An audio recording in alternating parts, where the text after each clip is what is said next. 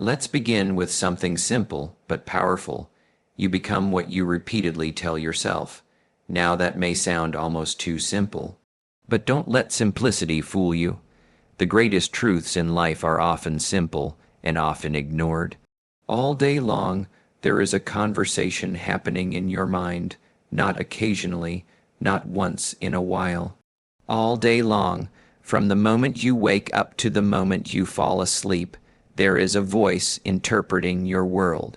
Evaluating, judging, predicting, deciding, and here's what's fascinating, your mind does not carefully examine every statement. It does not pause and say, now wait a minute, is that absolutely true? No, it listens for repetition. Because repetition is what signals importance. If you tell yourself once, I'm not very confident, it's just a passing thought. But if you tell yourself that every day, if you rehearse it, if you reinforce it with memory after memory, eventually your mind says, this must be who we are. And once your identity is formed, your behavior follows. You see, people don't act consistently with their wishes. They act consistently with their identity. And identity is shaped by internal repetition. If you repeat, I'm bad with money, you won't study it. You won't practice managing it. You won't seek mentors. Why? Because your behavior aligns with the story. If you repeat, I'm just not disciplined, then every time you skip the workout, delay the project, or avoid the challenge, your mind says, see, I told you, that's who we are. And the echo grows louder.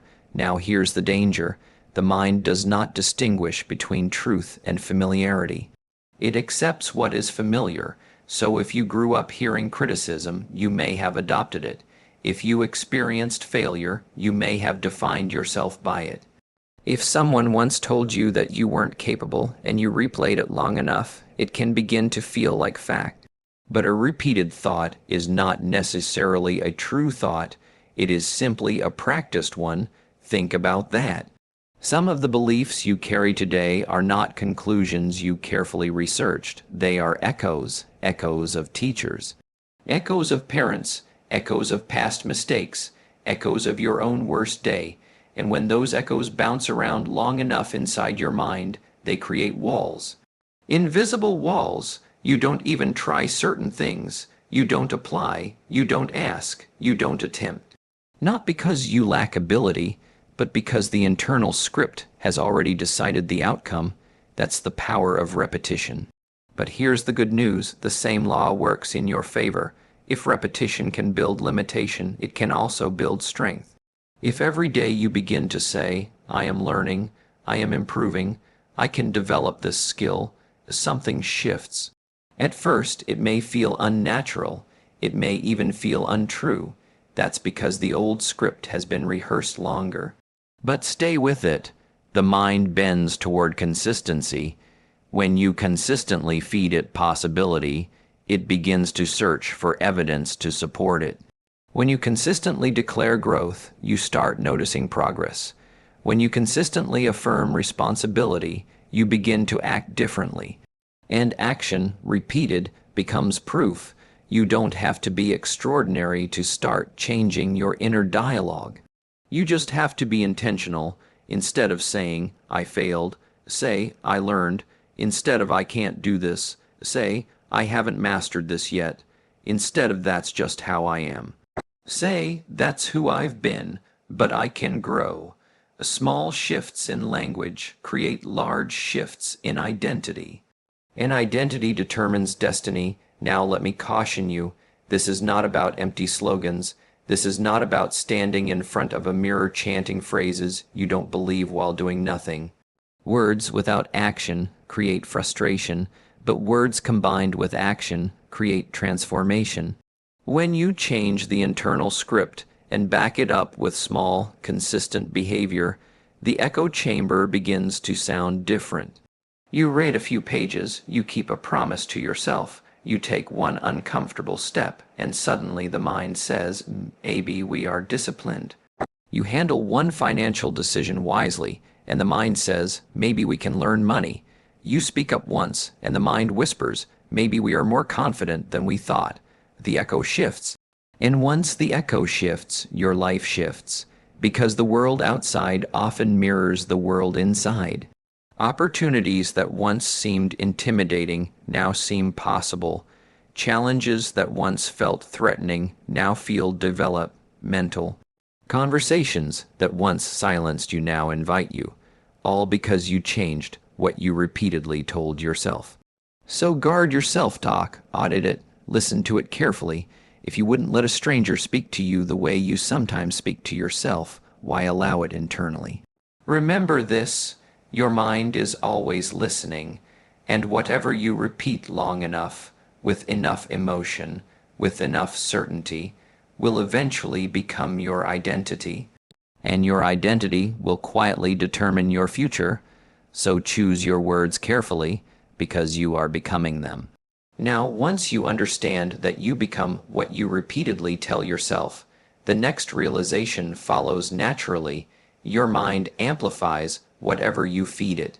An echo chamber does not create sound, it magnifies it. It takes what is already there and sends it back louder, stronger, more convincing than before. Your mind works the same way. If you feed it fear, it does not reduce fear. It multiplies it. If you feed it doubt, it does not soften doubt. It strengthens it. If you feed it gratitude, it expands gratitude. If you feed it possibility, it searches for more of it. The mind is not a careful judge. It is an amplifier. Think about your daily inputs. What do you listen to? What do you watch? What do you read? Who do you spend time with? What conversations do you rehearse after they're over?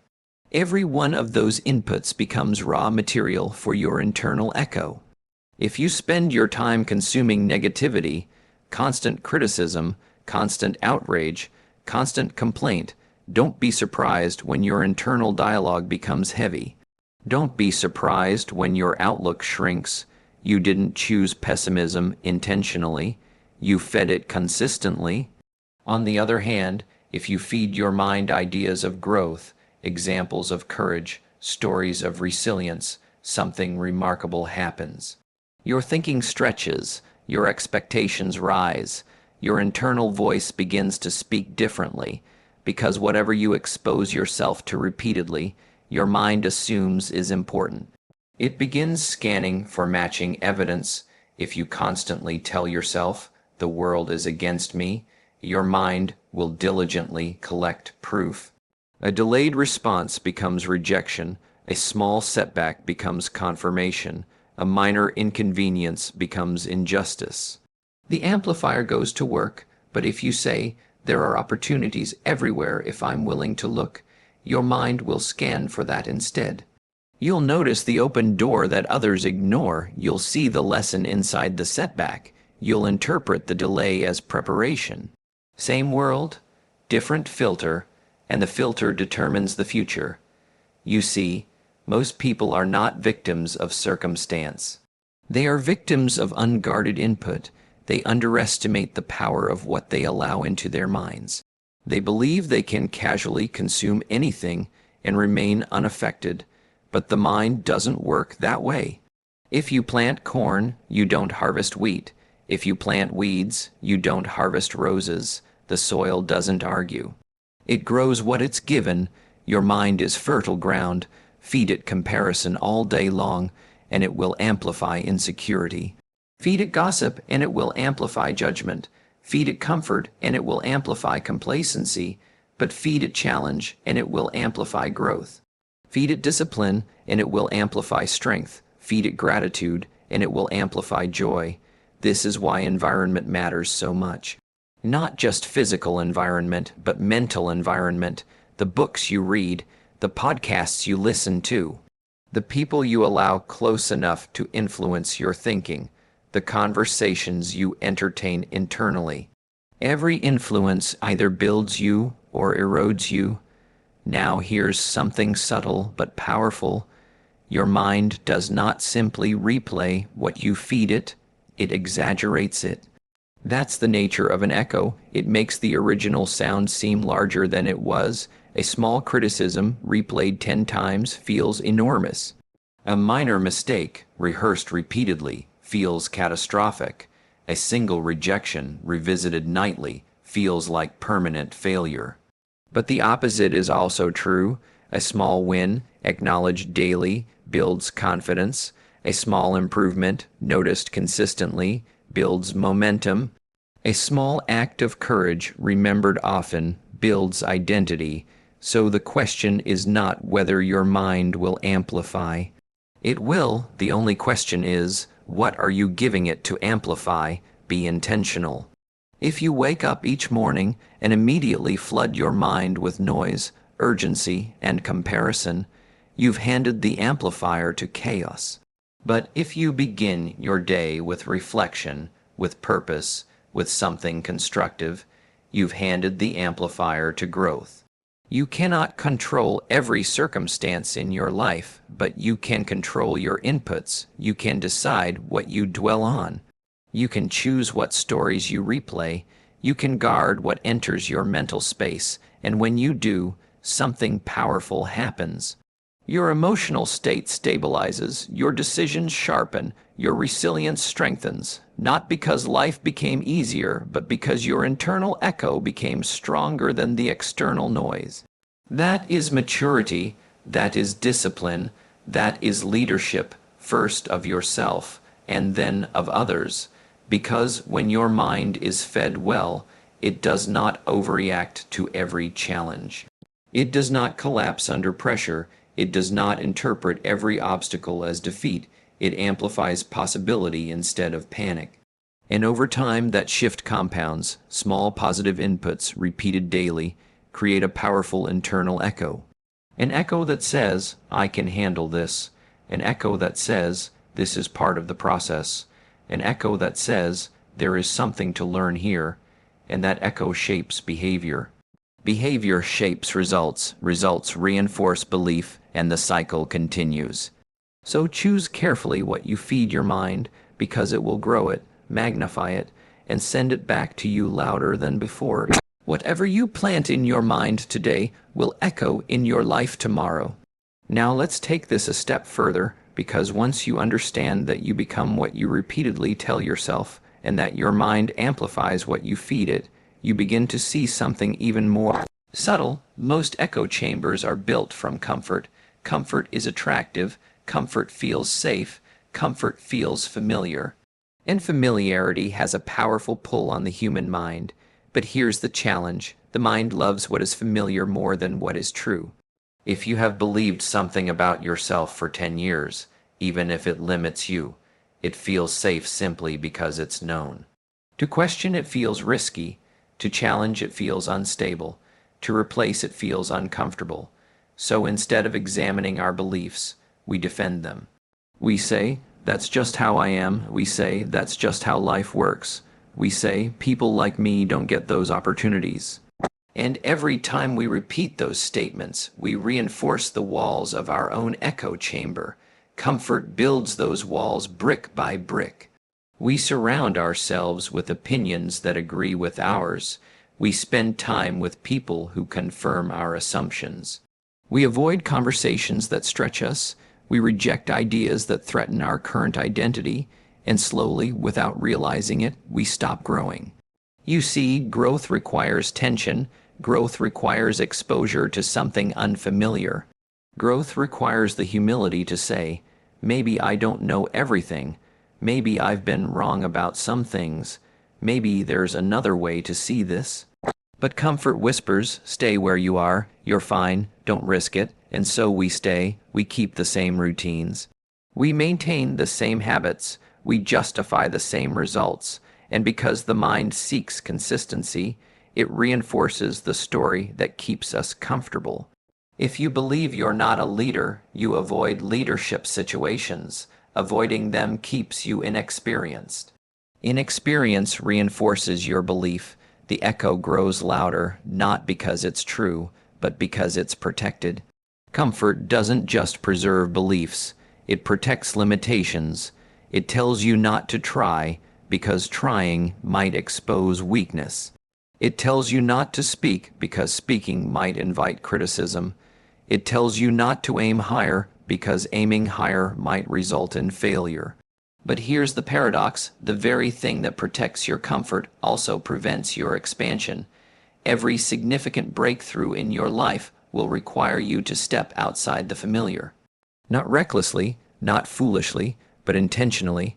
The first time you challenge a long-held belief about yourself, it feels unnatural. The first time you say, "Maybe I can do this," after years of saying, "I can't," it feels awkward. The first time you take action that contradicts your old identity, it feels uncomfortable. That discomfort is not danger, it is development. When you begin to question your limits, the echo chamber starts to crack. And when it cracks, light gets in. You begin to notice that some of your so-called limitations were simply untested assumptions. You begin to realize that some of your fears were exaggerated echoes. You begin to understand that some of your truths were merely repeated thoughts. And this realization is powerful because once you see that a belief is optional, you are no longer controlled by it. Now, let me be clear. This doesn't mean abandoning wisdom. It doesn't mean rejecting experience. It means examining it. It means asking better questions. Instead of saying, "Why does this always happen to me?" ask, "What can this teach me?" Instead of saying, "I'm not cut out for this," ask, "What skills would I need to develop to grow into this?" Instead of saying, "This is my ceiling," ask, "Who decided that?" Comfort rarely asks questions. Growth always does. If you want to escape the echo chamber inside your mind, you must be willing to challenge your own thinking. Not once, not occasionally, consistently. Read something that stretches you. Have conversations with people who think differently. Attempt tasks that intimidate you. Put yourself in rooms where you are not the most knowledgeable person. Let your assumptions be tested, because when your thinking is tested, it is refined, and refinement leads to expansion. The most successful individuals are not those who never doubted themselves. They are those who refuse to let comfort define them. They confronted their internal narratives. They examined their fears. They replaced excuses with responsibility. They chose growth over familiarity. And here's the beautiful part. Once you break through one mental barrier, you build confidence in your ability to break others. You begin to trust yourself not just to stay safe, but to evolve. Your echo changes again. Instead of hearing, "Stay where you are," you begin to hear, "Step forward." Instead of "Don't risk it," you hear, "This is how you grow." Instead of "That's just how I am," you hear, "That's who I was." That shift changes everything. Because the moment you stop worshiping comfort, you start pursuing potential. And potential always lies just beyond what feels safe. So if you feel discomfort when you challenge your thinking, don't retreat, lean in. That discomfort may be the sound of your limitations loosening their grip. And sometimes the most powerful words you can say are these: "Maybe I've outgrown my old story." And this brings us to the final piece, because once you recognize the power of repetition, once you understand that your mind amplifies what you feed it, and once you accept that comfort builds invisible walls, there is only one way out: discipline, not motivation, not inspiration, not waiting until you feel ready. Discipline. You don't dismantle an echo chamber with emotion. Emotion is unstable. Some days you feel strong, some days you feel uncertain. If you rely on emotion to reshape your mind, you will be consistent only when it is convenient. But discipline operates on a higher level. Discipline says, whether I feel like it or not, I will act in alignment with who I intend to become, and that is how you redesign your inner voice. Because here's the truth: the voice in your mind reflects the evidence you give it. If you repeatedly break promises to yourself, the echo becomes, "I can't trust myself." If you consistently delay what you know you should do, the echo becomes, "I lack follow-through." But if you keep small promises daily, something powerful begins to happen. You say you will wake up at a certain time, and you do. You say you will read 10 pages, and you do. You say you will exercise, and you do, and the mind takes note. It begins to whisper, maybe we are disciplined. It begins to suggest, maybe we are capable. It begins to affirm, maybe we can rely on ourselves. Discipline reshapes identity through action, and identity, once reshaped, changes everything. Most people try to think their way into confidence, but confidence is built by evidence, and evidence is built by disciplined behavior repeated over time. That's why daily habits matter so much, not because each one is dramatic, not because each one transforms your life overnight, but because each one sends a signal to your mind. When you consistently choose growth over comfort, your internal echo adjusts. When you consistently guard your inputs, your thinking sharpens. When you consistently take responsibility, your excuses weaken. Discipline is the architect of self-respect. Let me put it simply, if you want a stronger internal voice, you must earn it. You earn it by doing what you said you would do. You earn it by showing up when it's inconvenient. You earn it by acting in alignment with your values, especially when no one is watching. Because the mind is always watching, it is recording your behavior, it is collecting proof, it is building a case for or against you. And based on that evidence, it forms conclusions. If you want your mind to conclude that you are strong, act strong. If you want it to conclude that you are disciplined, act disciplined. If you want it to conclude that you are capable of growth, act in ways that stretch you. You cannot silence a negative echo by arguing with it. You silence it by outworking it. Now, don't misunderstand me. Discipline does not mean perfection. You will stumble, you will miss a day, you will fall short, but discipline is not about never failing. It is about returning quickly. It is about refusing to let one mistake become a permanent identity. The disciplined person says, that was an error in behavior, not a definition of who I am, and then they correct course.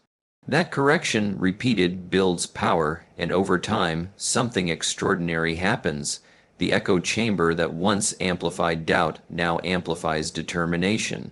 The voice that once questioned your ability now reminds you of your track record. The mind that once replayed fear now replays proof of resilience. But it only happens through consistent, deliberate action. You design your mind the same way you design a building, brick by brick. Habit by habit, decision by decision, you choose what to read, you choose who to listen to, you choose what to rehearse internally. You choose what to practice daily, and with each choice, you are either reinforcing the old echo or constructing a new one. This is responsibility at its highest level. It's easy to blame environment. It's easy to blame history. It's easy to blame circumstances. But discipline says, regardless of what has happened, I will take ownership of what happens next.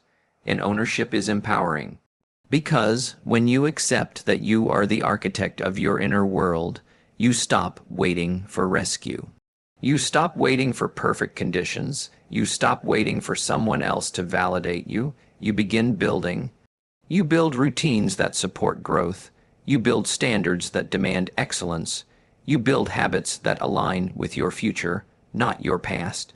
And slowly, steadily, the echo inside your mind begins to reflect the person you are becoming rather than the person you used to be.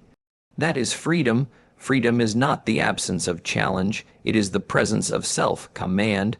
When your discipline is strong, your inner voice becomes your ally. It reminds you of your commitments. It reinforces your standards. It steadies you when circumstances shake you. And at that point, the echo chamber no longer traps you. It empowers you, because you built it intentionally. And when you build your inner voice with discipline, it will carry you further than talent ever could. Design your habits carefully, because they are designing you.